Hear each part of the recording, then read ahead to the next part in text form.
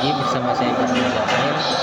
Nah, di sini itu saya akan menjelaskan mengenai aspek produksi. Nah, untuk pengertian produksi itu, sebelumnya saya akan membahas mengenai analisis aspek produksi. Nah, pengertiannya itu, produksi adalah proses yang fundamental dalam ekonomi yang melibatkan penciptaan barang atau jasa untuk memenuhi kebutuhan masyarakat. Nah, berikut adalah penjelasan mendalam mengenai konsep produksi. Produksi dapat didefinisikan sebagai tindakan menambah kegunaan suatu benda atau jasa untuk memberikan manfaat dalam memenuhi kebutuhan. Nah, dalam konteks yang lebih luas, produksi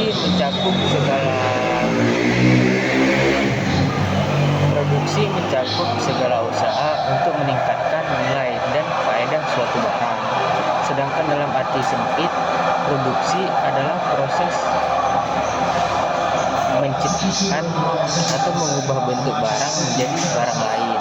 Tanpa adanya produksi, barang mentah seperti padi atau kapas tidak akan berubah menjadi makanan atau pakaian yang kita gunakan sehari-hari. Produksi merupakan salah satu aspek fundamental dalam ekonomi yang berfokus pada penciptaan barang dan jasa untuk memenuhi kebutuhan masyarakat. Terdapat berbagai jenis produksi yang masing-masing itu memiliki karakteristik dan tujuan yang berbeda. Berikut adalah penjelasan mengenai jenis-jenis produksi secara luas. Nah, jenis produksi itu yang pertama, produksi ekstraktif. Nah, produksi ekstraktif itu adalah kegiatan yang bertujuan untuk mengambil sumber daya alam dari lingkungan secara langsung. Contohnya dari jenis produksi ini meliputi yang pertama itu pertambangan. Nah, mengambil mineral dan logam dari bumi seperti emas, tembaga, dan batu bara. Yang kedua itu ada penebangan hutan. Nah, itu mengambil kayu untuk berbagai keperluan industri. Yang ketiga itu ada perikanan, itu menangkap ikan dari laut atau perairan lainnya. Nah,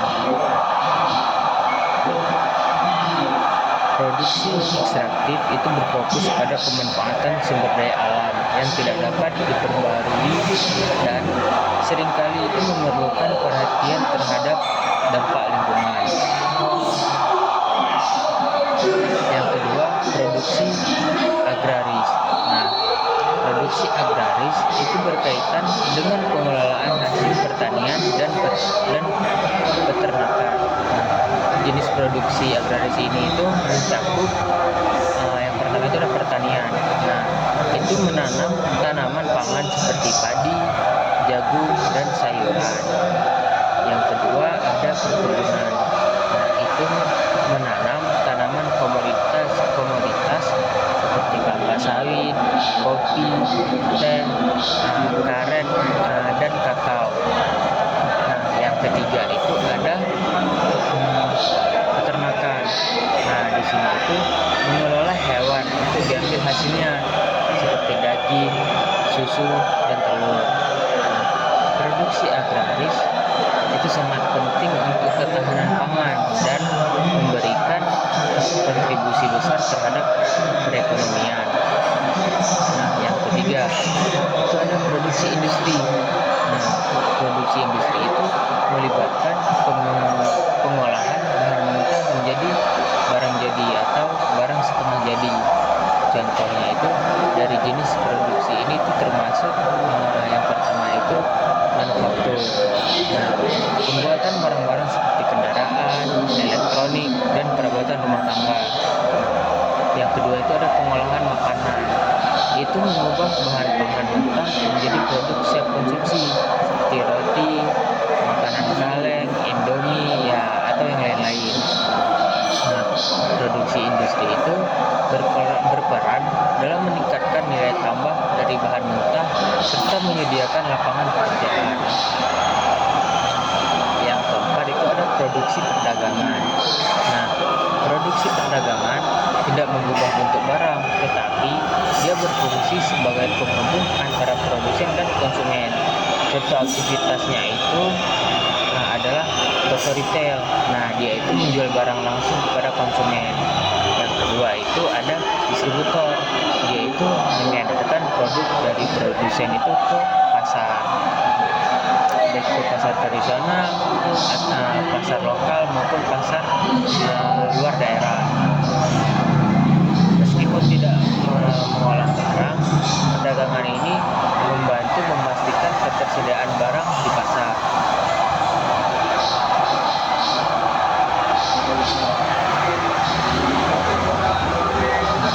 Selanjutnya itu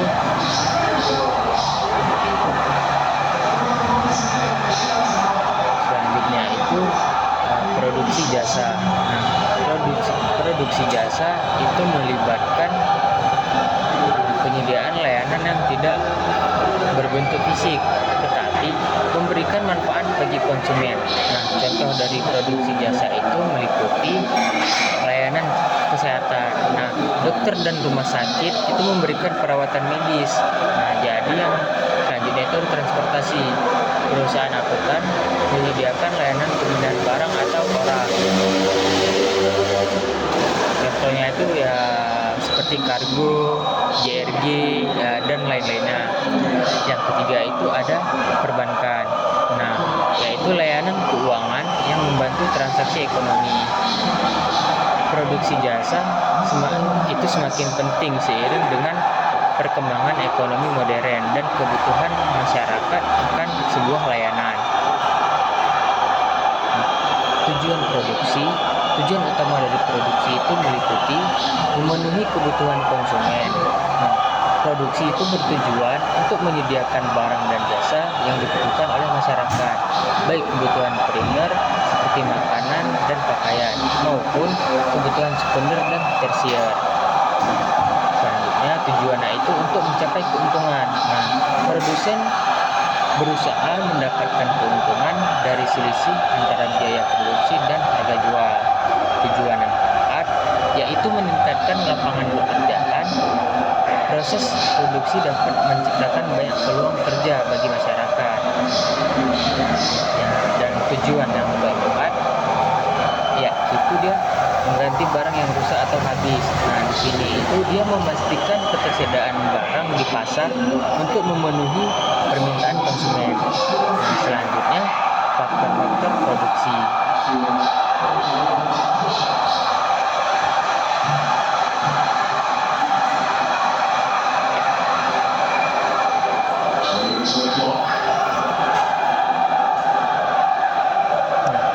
Di faktor-faktor produksi ini adalah sumber daya yang diperlukan untuk menghasilkan barang dan jasa. Dalam konteks ekonomi, terdapat 4 faktor utama yang berperan penting dalam proses produksi, yaitu sumber daya alam, sumber daya manusia, modal, dan kewirausahaan. Nah, input produksi itu mengacu pada segala bentuk sumber daya yang digunakan dalam proses produksi barang atau jasa. Input produksi juga itu sekali dibagi dia menjadi beberapa bagian berdasarkan jenis sumber daya yang digunakan. Dan proses produksi juga itu melibatkan beberapa faktor penting. Di antaranya itu sumber daya alam. Sumber daya alam mencakup semua bahan yang tersedia di alam dan dapat dimanfaatkan untuk proses produksi. Ini itu termasuk tanah, air, mineral, dan hutan. Sumber daya yang tersedia di alam dan digunakan dalam bentuk produksi seperti tanah, air, mineral, dan energi. Contohnya, lahan pertanian menanam tanaman atau air untuk pengairan. Contohnya juga di tanah itu digunakan untuk pertanian, untuk perkebunan, dan untuk pembangunan infrastruktur. Contohnya di air itu sumber penting bagi pertanian dan industri. Dan untuk mineral dia itu seperti emas, tembaga, dan batu bara yang digunakan dalam berbagai produk industri. Untuk hutan dia itu menyediakan kayu untuk konstruksi dan bahan baku industri. Nah, di sumber daya alam juga dapat dibagi menjadi dua kategori. Kategori pertama, sumber daya terbarukan, itu seperti hutan dan air yang dapat diperbaharui secara alami. Kategori yang kedua, yaitu sumber daya yang tidak terbarukan, seperti minyak dan gas yang jumlahnya itu terbatas. Selanjutnya itu sumber daya manusia atau tenaga kerja. Sumber daya manusia atau SDM itu merujuk pada tenaga kerja yang terlibat dalam proses produksi. Ini itu dia mencakup semua individu yang memiliki kemampuan fisik dan mental untuk bekerja. Tenaga kerja atau lambungnya itu L. Dia itu keterampilan dan kemampuan manusia dalam proses produksi. Sumber daya manusia yang terlibat dalam proses produksi itu termasuk keterampilan, tenaga, dan waktu yang diberikan oleh para pekerja. Tenaga kerja dapat bervariasi dari tenaga kerja tak terampil hingga tenaga kerja berkeahlian tinggi. Dan itu ada contohnya. Contoh sumber daya manusia. Tenaga kerja terlatih itu seperti insinyur, dokter, dan teknisi yang memiliki keahlian khusus. Selanjutnya ada tenaga kerja tak terlatih, itu seperti buruh pabrik atau pekerja lapangan yang melakukan tugas-tugas dasar. Selanjutnya ada kewirausahaan, yaitu itu adalah individu yang memiliki kemampuan untuk mengorganisir dan menjalankan usaha seperti pemilik bisnis kecil.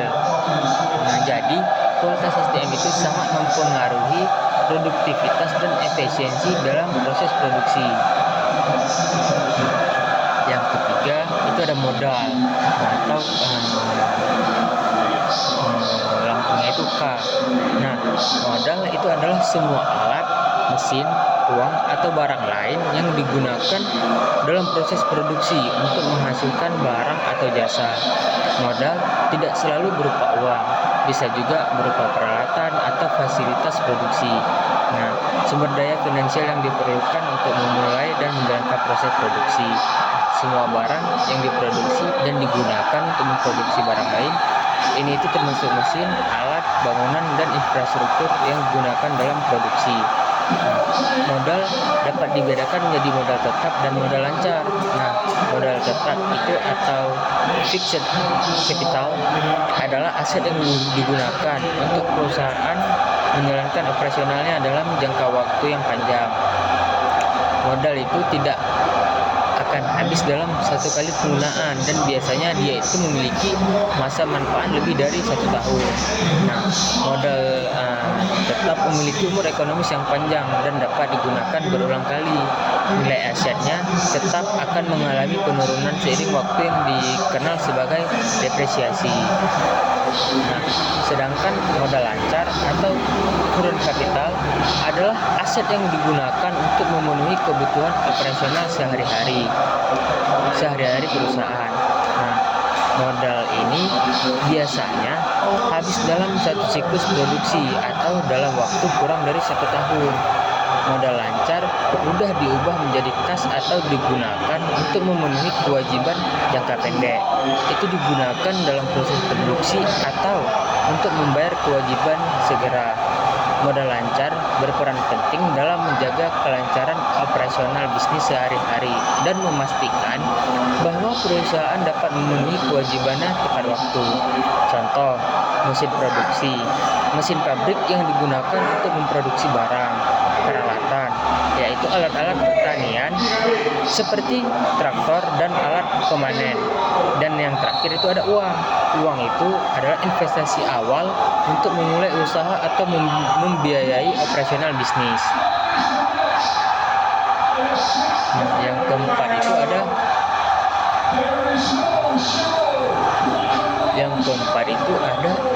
teknologi.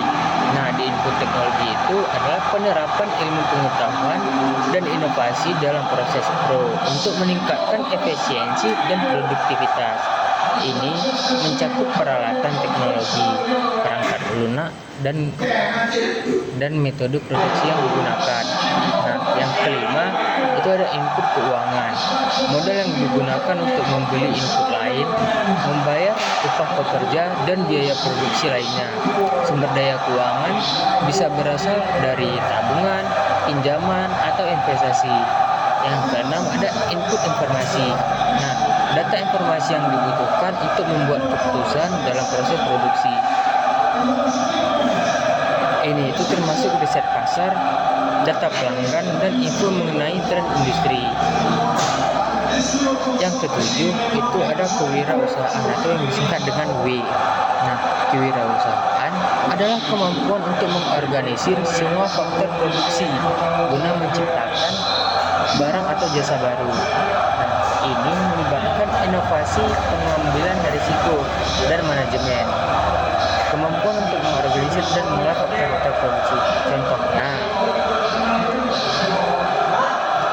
pengusaha startup, pengusaha startup, mendirikan perusahaan teknologi baru dengan ide yang inovatif. Yang kedua, petani mandiri, yaitu mengembangkan metode pertanian baru untuk meningkatkan hasil panen. Nah, terus ada produsen kecil, yaitu mengelola usaha kerajinan tangan atau makanan lokal. Nah, kewirausahaan memainkan peran penting dalam menciptakan lapangan kerja baru dan mendorong pertumbuhan ekonomi. Nah, faktor-faktor produksi saling terkait satu sama lain dalam proses penciptaan barang dan jasa. Memahami faktor ini itu dapat membantu pelaku bisnis dalam mengoptimalkan operasi mereka serta meningkatkan efisiensi produk. Dengan kombinasi yang tepat dari sumber daya alam, sumber daya manusia, modal, dan kewirausahaan, bisnis dapat mencapai keberhasilan dalam memenuhi kebutuhan pasar. Nah, selanjutnya kita masuk ke fungsi input produksi.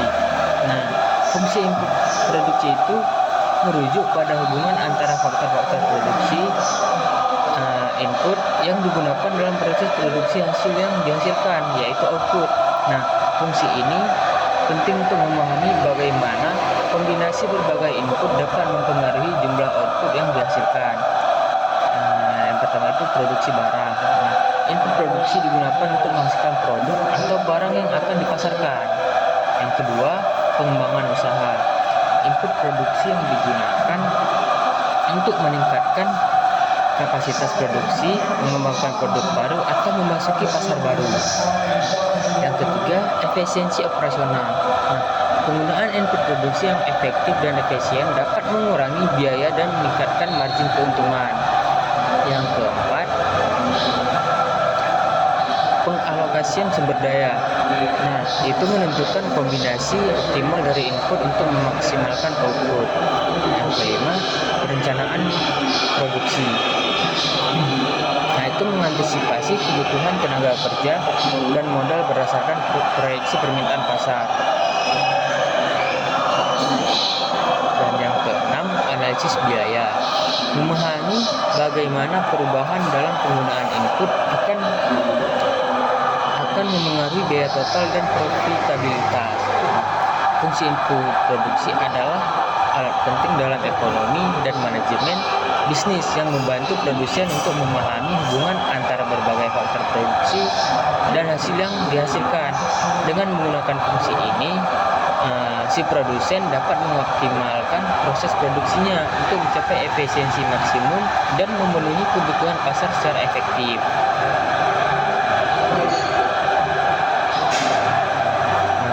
Selanjutnya ada faktor yang mempengaruhi pemilihan input produksi. Nah, pemilihan input produksi itu adalah keputusan penting yang diambil oleh produsen dalam bentuk proses produksi. Berbagai faktor mempengaruhi pemilihan ini, dan pemahaman tentang faktor-faktor tersebut sangat penting untuk mencapai efisiensi dan efektivitas dalam produksi. Yang pertama, itu ada jenis produk yang dihasilkan. Nah, jenis yang produk dihasilkan itu pembentukan jenis input yang diperlukan. Misalnya, produksi makanan membutuhkan bahan baku segar dan tenaga kerja terampil. Sedangkan produksi barang elektronik itu lebih banyak memerlukan modal dalam bentuk mesin dan teknologi.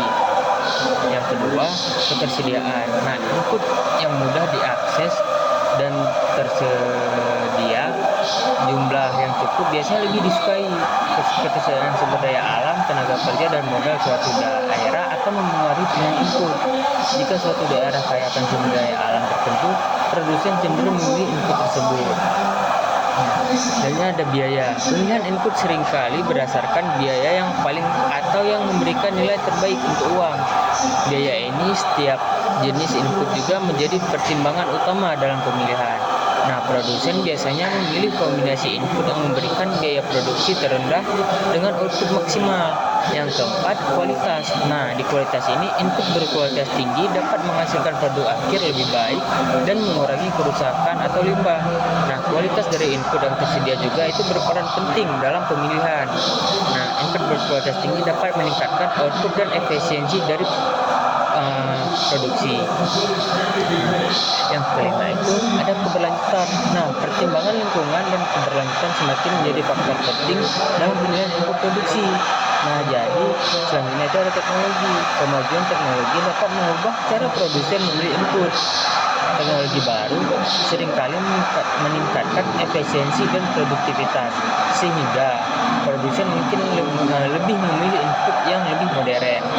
Yang ketujuh ada kebijakan dari pemerintah. Nah, regulasi dan kebijakan pemerintah itu terkait industri tertentu dapat mempengaruhi pilihan input. Subsidi atau pajak dapat membuat jenis input tertentu lebih menarik atau mahal untuk digunakan.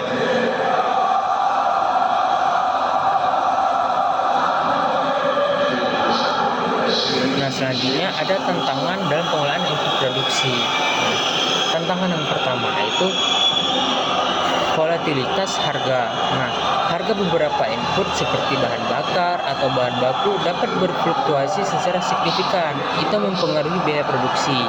Yang kedua, ketergantungan pada pemasok. Nah, ketergantungan yang besar pada satu atau beberapa pemasok dapat menjadi risiko jika terjadi gangguan pasokan. Nah, yang ketiga ada pengelolaan limbah. Input yang tidak terpakai dan dibuang sebagai limbah dapat menimbulkan biaya tambahan dan masalah lingkungan. Nah, jadi proses produksi itu adalah langkah-langkah aktivitas yang diatur sedemikian rupa untuk mengubah input menjadi output. Nah, proses ini itu dapat terjadi dalam berbagai bentuk. Itu tergantung pada jenis produk atau jasa yang ingin dihasilkan.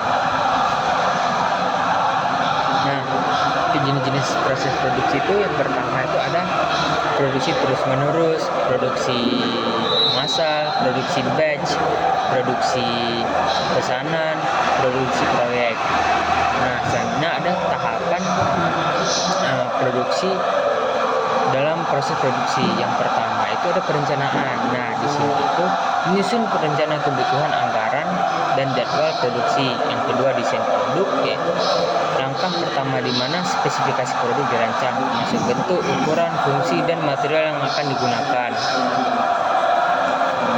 Nah, selanjutnya ada pengadaan bahan baku, memastikan kualitas dan kuantitas bahan baku yang diperlukan. Tahap di mana bahan baku dan input lain yang diperlukan dalam proses produksi diperoleh dari pemasok. Nah, proses produksi melakukan pemantauan terhadap penggunaan mesin dan tenaga kerja. Yang kelima, pengolahan bahan baku. Nah, di proses ini di mana bahan baku itu diolah menggunakan peralatan dan teknologi tertentu untuk mencapai bentuk atau fungsi yang diinginkan. Ini bisa melibatkan pemotongan, pencampuran, pemanasan, pendinginan, atau proses kimia lainnya.